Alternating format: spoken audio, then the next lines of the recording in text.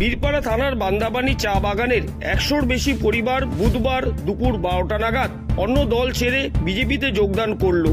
এদের হাতে বিজেপির পতাকা তুলে দেন দলের জেলা সভাপতি তথা আলিপুরদুয়ার লোকসভা আসনের বিজেপি প্রার্থী মনোজ টিগ্গা।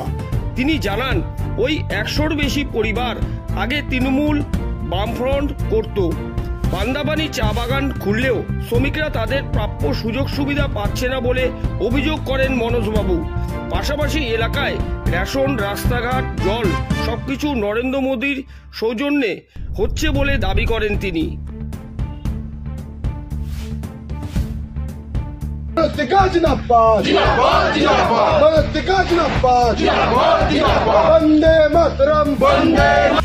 যোগদান করলো কিছু বলবেন? আজকে বান্দাপানি গ্রাম পঞ্চায়েত অন্তর্গত বান্দাপানি চা বাগানে 100-র বেশি পরিবার আজকে টিএমসি কিংবা বামপন্থী থেকে ছেড়ে আজকে আমাদের দলে যোগদান করেছেন।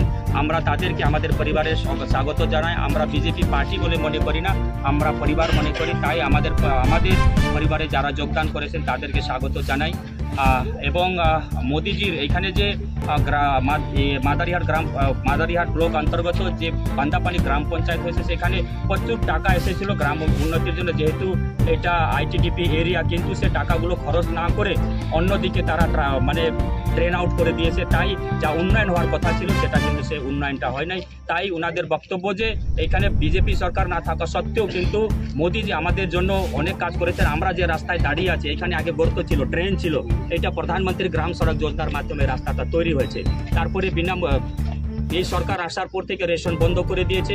মোদিজি তাদের এইখানে বিনামূল্যে রেশন দিচ্ছে। টিএমসি সরকার আসার পর থেকে লাকড়ি বন্ধ হয়ে গেছে, জ্বালানি বন্ধ হয়ে গেছে। মোদিজির উজ্জ্বলা যোজনার মাধ্যমে আজকে প্রত্যেক বাড়িতে তারা গ্যাসের কানেকশন পেয়েছে। টিএমসি সরকার আসার পর থেকে জলের ব্যবস্থা বন্ধ হয়ে গেছে। মোদিজির দ্বারা এখানে জল জীবন মিশনের মাধ্যমে বাড়ি বাড়িতে জলের ব্যবস্থা হচ্ছে, বাড়ি বাড়িতে শৌচালয়ের ব্যবস্থা হয়েছে। এবং 15 ফাইন্যান্সের মধ্য দিয়ে রাস্তাঘাট, ড্রেন এবং পাকা রাস্তা বলুন কিংবা কালভার্টগুলো তৈরি হয়েছে। আরও ওনাদের যে প্রচুর উন্নয়নমূলক কাজ মোদিজি করেছেন। উল্টা এই সরকার আমাদের চা বাগান বন্ধ করে দিয়েছে। টিএমসি সরকার আমাদের ন্যূনতম মজুরি দিচ্ছে না। আমাদের জমির পাট্টার নাম করে আমাদের এলাকাতে আমাদেরকে শরণার্থী করার জন্য বর্তমান সরকার চেষ্টা করতেছে। এবং এই যে 1,20,000 টাকা যেটা বলছে, आज रहती फॉरेस्ट से भी लोग आए थे ज्वाइनिंग के लिए। आज सभी जगह से। और बांदापानी चाय बागान का भी बुरा हाल है।